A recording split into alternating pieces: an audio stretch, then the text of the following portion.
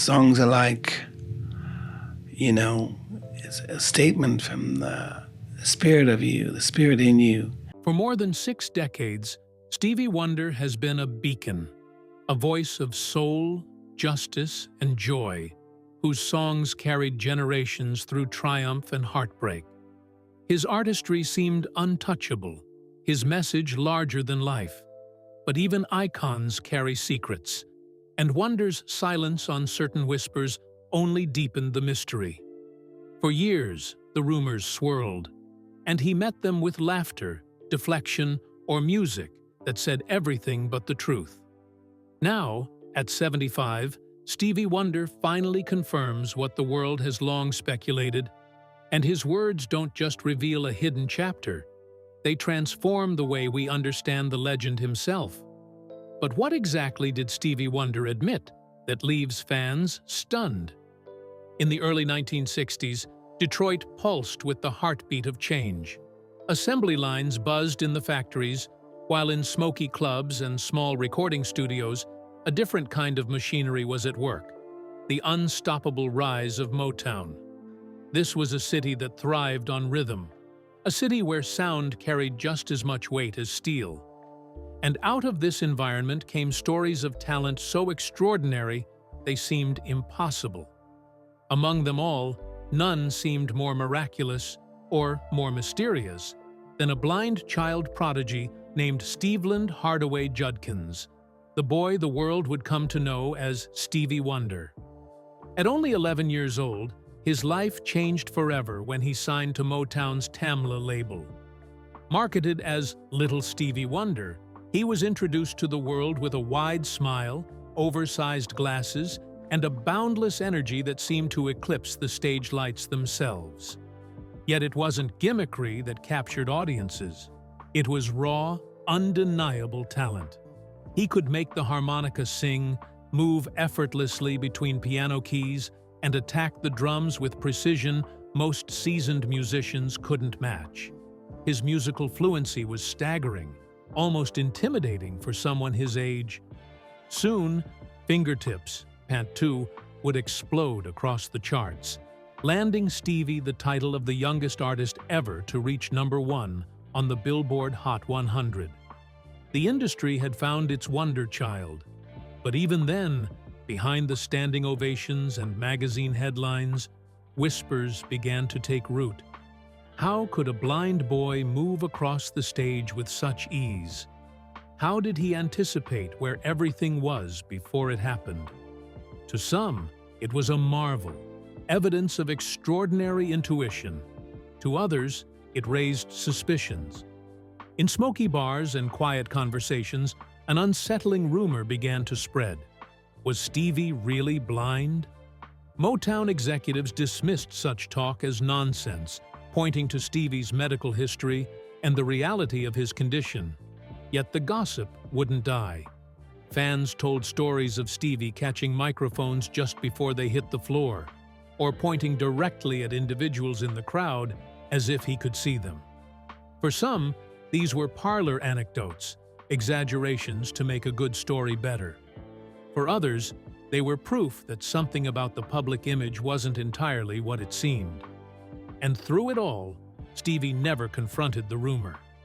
He smiled, he played, and he let the music drown out the noise. By his teenage years, the novelty of Little Stevie had faded, replaced by something far greater. He was no longer simply a prodigy. He was transforming into a generational force, reshaping soul, funk, R&B, and pop into something altogether new.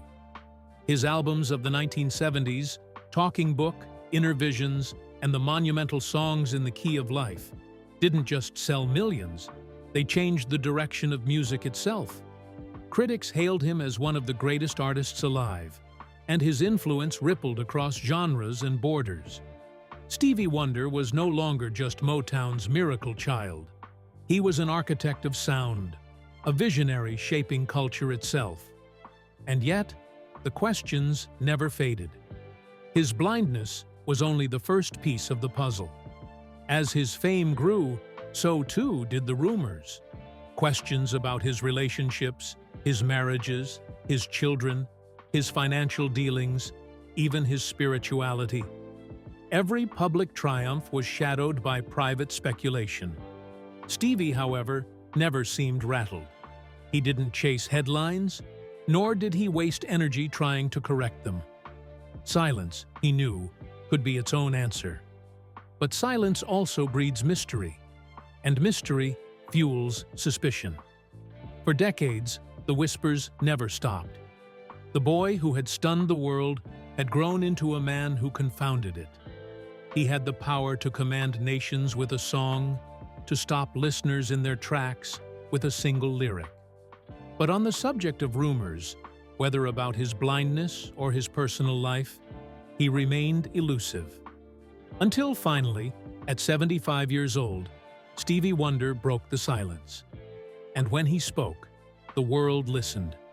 To the public, Stevie Wonder was Motown's miracle, an unstoppable symbol of joy, creativity, and resilience. He wasn't just another artist on Berry Gordy's roster. He was a phenomenon, a living embodiment of what the label claimed to be, the sound of young America. His music pulsed with optimism, his presence radiated innocence and genius, and his blindness gave his story the air of divine destiny. But behind closed doors, away from screaming fans and flashing cameras, the life of Motown's golden boy was far more complicated than anyone could imagine. Berry Gordy, the calculating and ambitious founder of Motown Records, recognized both the extraordinary promise and the immense risk that came with Stevie. A child prodigy could launch 1,000 headlines and sell millions of records, but the pressures of fame could also break him. Gordy wasn't about to gamble with one of his most promising discoveries, so Motown built a wall around Stevie Wonder, a carefully engineered shield designed to keep him safe, or, as some would later claim, to keep him under control. Every detail of his existence was monitored and managed. Where he lived, how he traveled, even who was allowed to spend time with him. To the outside world, it looked like care. To insiders, it looked like a machine, a mechanism built to keep Stevie productive and, most of all, profitable. But that very protection soon fed into the rumors. The more Stevie was shielded from ordinary life, the more questions began to swirl. Did he truly have control over his own choices? Or was his freedom an illusion, granted only when it served Motown's interests? Whispers spread that his finances weren't entirely his own to manage. Others claimed his relationships, both personal and professional, were curated with the same precision as his albums. Nothing was ever proven, but the aura of secrecy grew thicker with every passing year. There was also the issue of perception, an issue that never left Stevie's side. His blindness, the very condition that had shaped his identity in the eyes of the public, became both his most defining trait and the most contested detail of his story. From the earliest days, stories circulated of his uncanny abilities. Bandmates claimed he could move through unfamiliar rooms without bumping into anything. Stagehands swore he navigated chaotic stage setups with effortless precision, sidestepping cables, lights, and instruments as if he knew exactly where everything was. To fans, these tales were inspiring. To skeptics, they were something else. Proof that perhaps his disability had been exaggerated, or worse, fabricated, as part of Motown's carefully constructed marketing. The label's executives brushed off the chatter, treating it as little more than gossip. But outside the walls of Hitsville, USA, the rumors became a kind of underground currency. Fans whispered about them in concert lines, journalists passed them around in newsrooms, and the idea that one of Motown's brightest stars might not be everything he seemed was too tantalizing for the public to resist. Some argued that the very thought was cruel, unthinkable. Why would anyone exploit blindness for publicity? But others pointed to Motown's history of ruthless image-making and asked, why wouldn't they? And Stevie himself? He played it masterfully. He never showed offense, never seemed wounded by the speculation. Instead, he leaned into the ambiguity. Sometimes he laughed about it, joking with interviewers. Other times he deflected with a smile, offering no straight answers. In refusing to confirm or deny, he added fuel to the fire. The mystery only deepened, and the man himself seemed to take quiet satisfaction in letting the world wonder. Meanwhile, his music told a different story. His songs rang out with themes of honesty, justice, and truth. He demanded a better world from his listeners, urging them to fight for integrity and equality. Yet behind those lyrics lived a man who spoke little about himself. That duality, the preacher of truth in song, the keeper of secrets in life, only added to his mythos. No matter how many Grammys or accolades he earned, the enigma of Stevie Wonder remained unsolved. By the 1970s, Stevie had matured beyond Motown's control. In a historic move, he negotiated one of the most lucrative contracts in music, demanding total creative freedom. It was proof that he had grown from Motown's protected child into his own man. Yet even as he took control of his art, the Rumours followed him. The boy whose every move had once been managed was now a man who managed his silence. And the silence, as always, spoke volumes. For all the world's adoration, one question lingered. What exactly was Stevie hiding? And why? As Stevie Wonder's fame grew, so too did the Rumours. Some were innocent curiosities, others far more scandalous. But together they painted a picture of an artist surrounded by unanswered questions. The most persistent rumor, of course, was about his blindness. Fans cited countless proofs. The way he once caught a mic stand before it toppled, the time he waved to someone across the room, the uncanny ability to sense objects in his path. Conspiracy theorists claimed these were signs of sight, while others argued they revealed a man whose senses were so heightened that he seemed superhuman. Stevie never clarified, allowing the stories to grow with every passing year. Then came the rumors about his relationships. Stevie was a man of immense charm, with a magnetic personality that drew people in. Over the years, he was linked to multiple women, some confirmed, others only whispered. Tabloids claimed he had fathered more children than he acknowledged publicly. Former partners occasionally stepped into the spotlight, either praising him as a devoted father or painting him as absent and distant. Stevie himself rarely commented, creating a vacuum that gossip eagerly filled. Financial rumors also trailed him. Some claimed he had been taken advantage of in business deals. Others suggested he had secret investments, hidden wealth, or financial troubles masked by his fame. In truth, Stevie's finances were as carefully guarded as his personal life, leading many to speculate wildly. Even his artistry became a source of rumor. Stories circulated about ghostwriters, about uncredited musicians, about deals made in the shadows to protect his image as a genius. While these claims were almost certainly exaggerated, they persisted because Stevie never addressed them. What made the rumors so enduring wasn't their truth, but Stevie's silence. Every deflection, every half-smile, every refusal to answer only made the world lean in closer. He became not just a musician, but a mystery, a man whose songs revealed the deepest truths about humanity while hiding his own.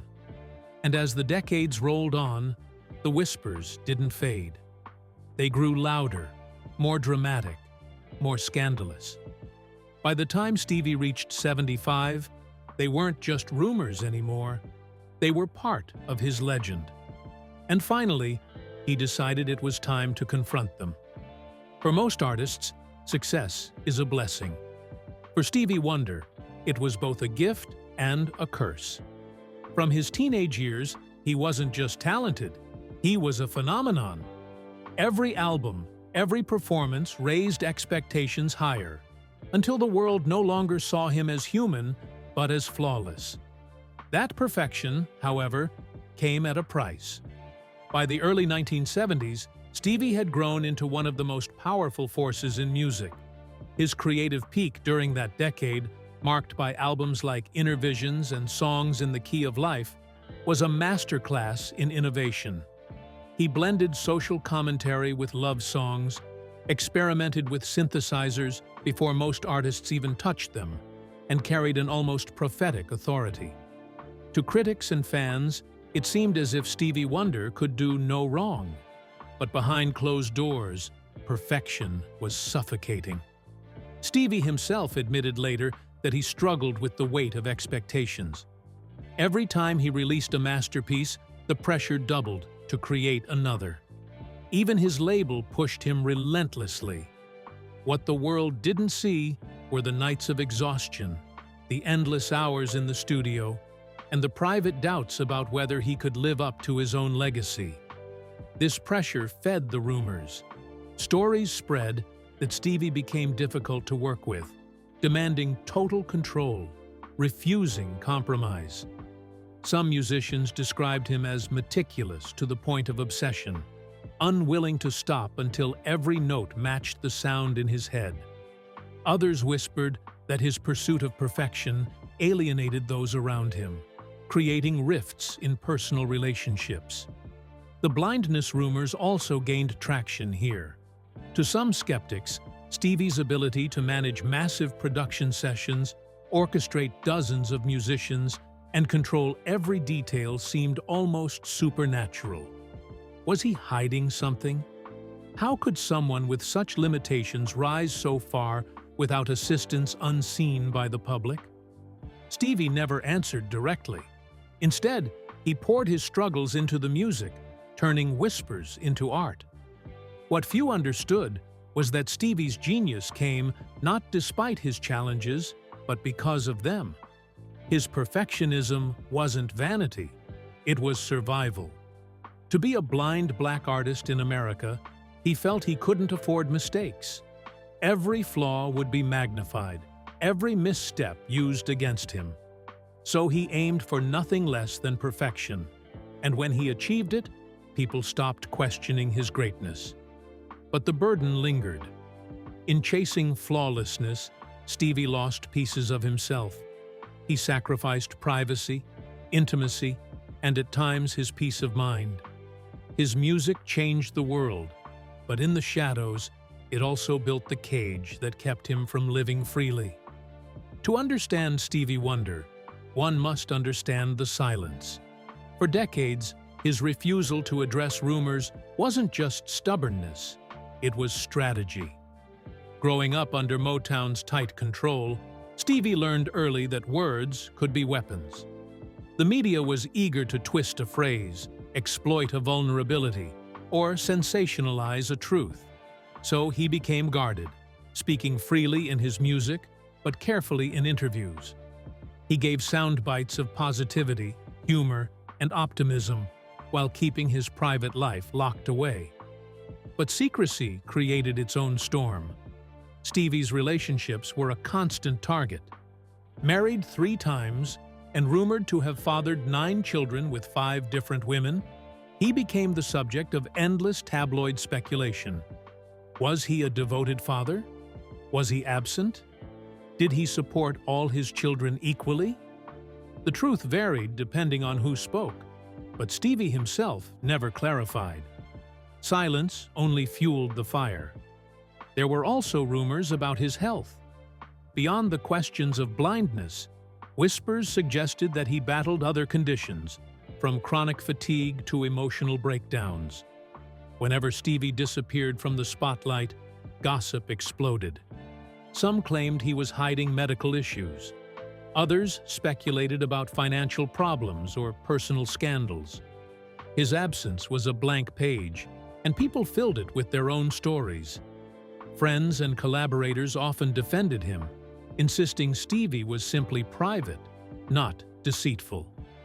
"He puts his soul in the music," one said.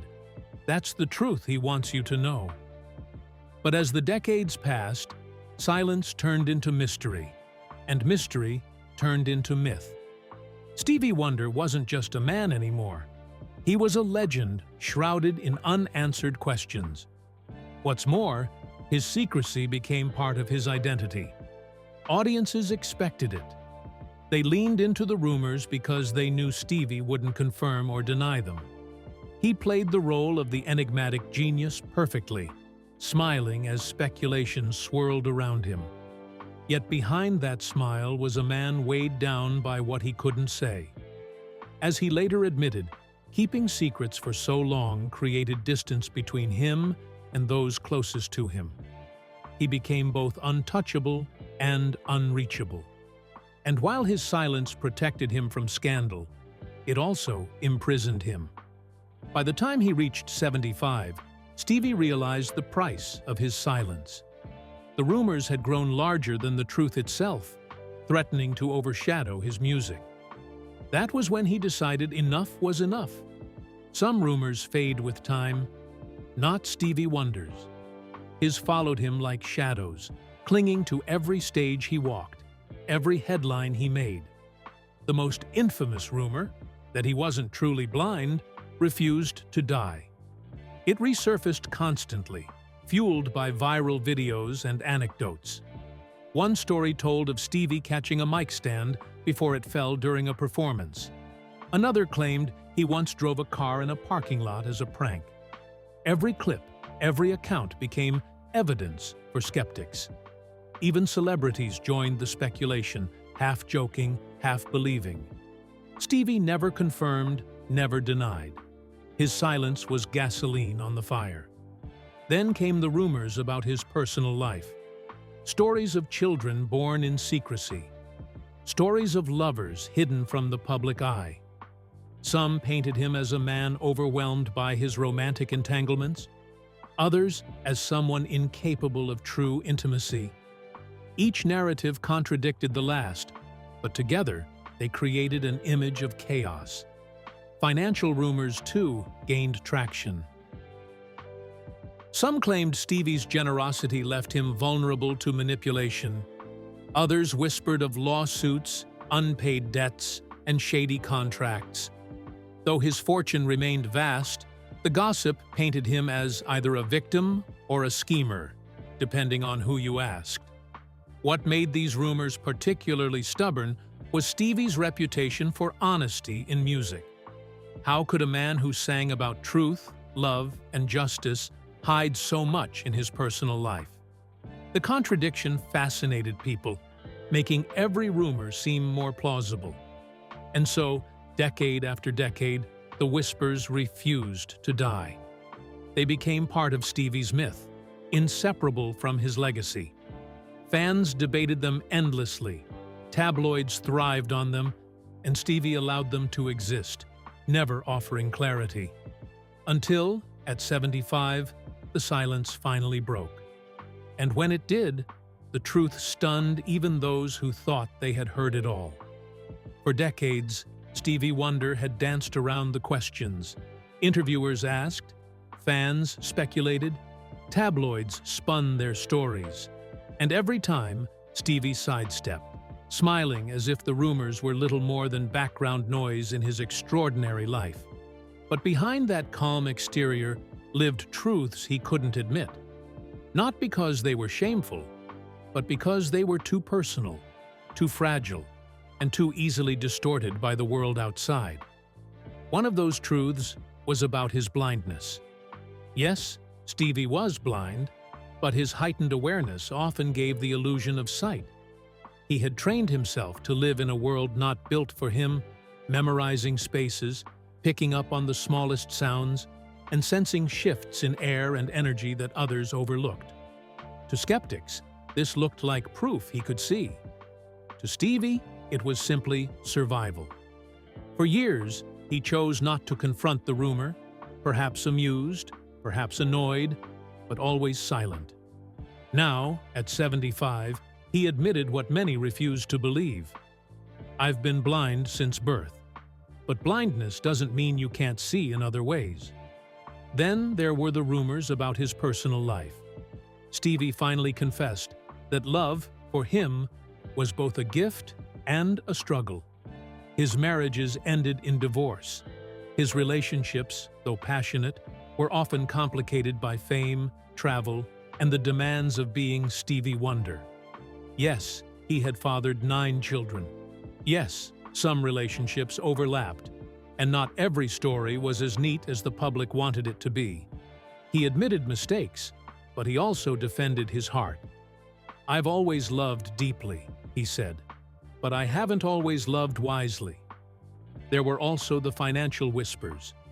Over the years, Stevie had been taken advantage of, swindled, and betrayed, sometimes by those he trusted most.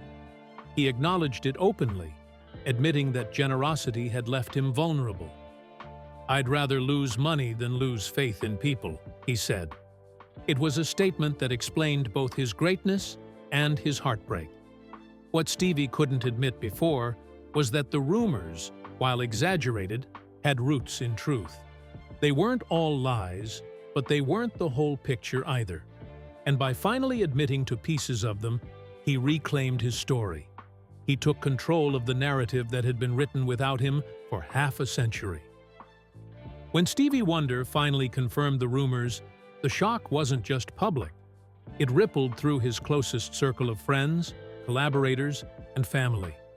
For years, they had been his shield, carefully protecting his privacy, deflecting questions, and maintaining the mystique. Many of them believed Stevie would never break his silence.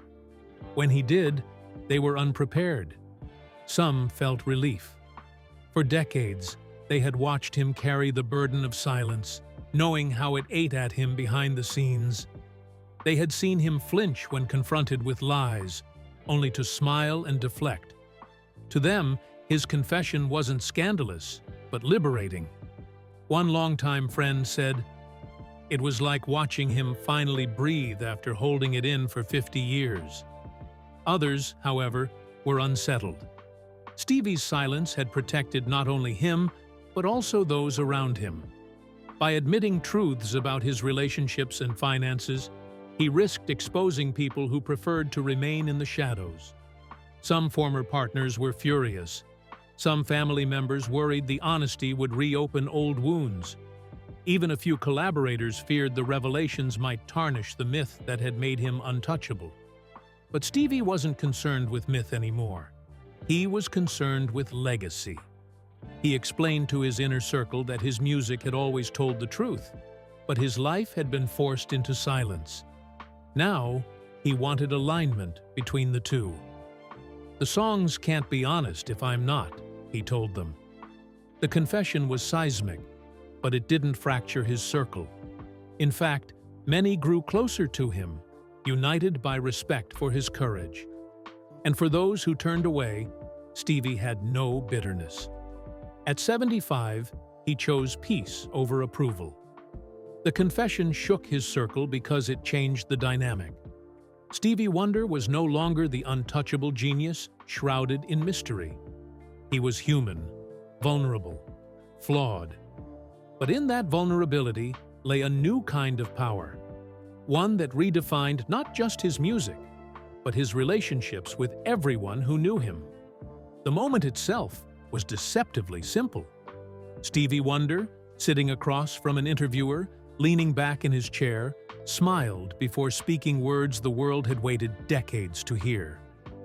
"Yes," he said softly, "some of the rumors are true." It wasn't a sensational outburst.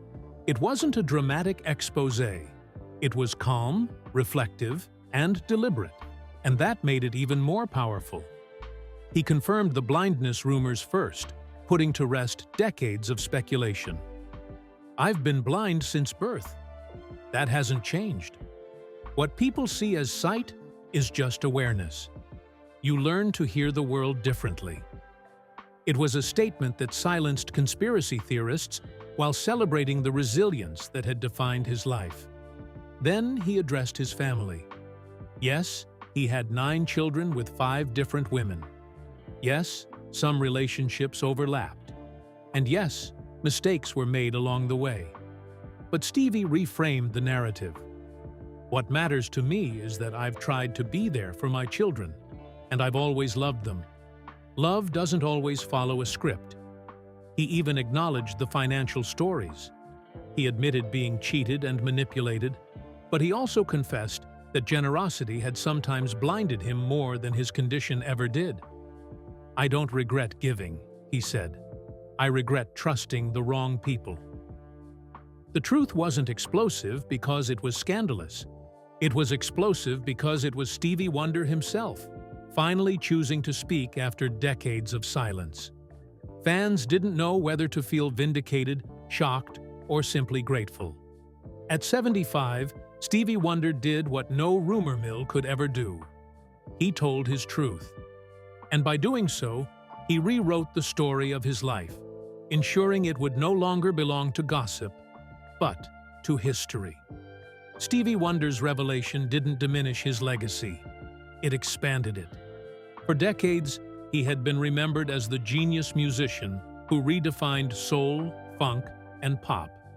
Now, he would also be remembered as the man who finally took ownership of his story. Fans responded with overwhelming admiration. Social media flooded with messages of support, praising his honesty and vulnerability. Younger generations, who had only known him as a distant icon, now saw him as a human being, flawed but courageous. For them, Stevie's truth was more inspiring than the myth. Critics also reevaluated his music. Lyrics that once seemed universal now felt deeply personal. Songs like Lately and All in Love is Fair carried new weight, resonating as veiled confessions rather than abstract ballads. Stevie's entire catalog became a diary, one the world had been reading without context until now. Most importantly, Stevie himself found peace. For years, silence had been his shield. Now, honesty was his liberation. He admitted that carrying secrets had worn him down. By releasing them, he felt lighter, freer. "I don't want to live in shadows anymore," he said. "I want to finish my life in the light." The revelation redefined not just his legacy, but the very meaning of it. Stevie Wonder would not be remembered only as a prodigy, a genius, a legend. He would also be remembered as a man who dared to face the rumors, confirm the truth, and embrace the humanity behind the myth. At 75, the whispers ended. The music remained. And for the first time, the story was truly his. If the rumors lasted this long, should we dismiss them?